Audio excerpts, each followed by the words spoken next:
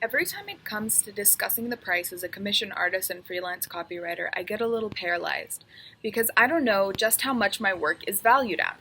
When I set a price, I doubt it and wonder whether it's too high or too low and what the client is actually thinking. Thanks to this YouTube video from Chris from the Futur, I have learned that the important question to ask is not what can I sell to you, it is how can I be of service to you. Stop selling and start serving. When you approach a potential client relationship, remember that amateurs give advice, professionals diagnose. Clients are often on guard against being pitched to or manipulated. Rearrange your thinking and communication to an inquiry. Is there a problem? Ask them questions to help diagnose. Furthermore, who you are talking to matters. It is important that you speak to a stakeholder, a decision maker, or an entrepreneur, because they value their time and in turn yours, and they also have skin in the game. They are responsible for the success or failure of their venture. An employee will not have the authority to make a decision because their business is not on the line. An important thing I learned is that whoever asks more questions in a conversation is in control of the conversation. I had never thought of it that way before, but it really is true. But not any question will do. Ask specific, targeted questions to find out more about the problem. Ask them why. Why do they need the service they're searching for? Why are they moving on from what they had before? Secondly, ask them their specific goals that they have. What are the quantifiable success metrics? Next, ask them how valuable meeting this goal is to them financially.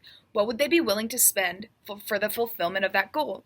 This leads you right into comfortable financial discussions. When you first talk about the project details and then set a price estimate, you open the door for someone to negotiate with you because the importance is placed on hours and input instead of the inherent value of the work that you do for a client.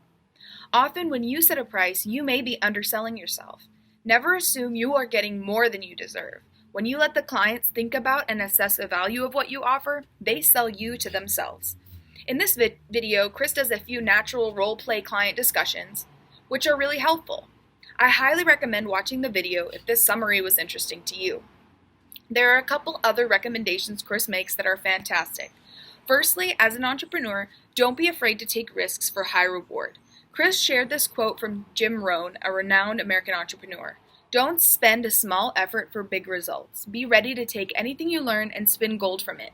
Make the most of every learning opportunity. Secondly, I learned about anchoring bias. We tend to rely too heavily on the first piece of information we see. Once a basic pricing anchor is established, any other discussion around it pivots around how far or close it is to that anchor. You could be preventing yourself from being paid what you deserve by setting a price so specifically. Thirdly, price with whole round numbers. When you use complex numbers, it looks like you have calculated a bundle with a formula, and they may try to unbundle you to the bare bones of what you offer. Lastly, he is highly influenced by the book Pricing Creativity by Blair Enns, which I'm now inspired to check out too. Overall, this video is super interesting, and I honestly feel that I learned so much. It makes me want to reevaluate the way that I speak to potential clients about my work, and instead of relying on a price formula, asking the client how I can serve them and what my work is worth to them. Thanks for listening.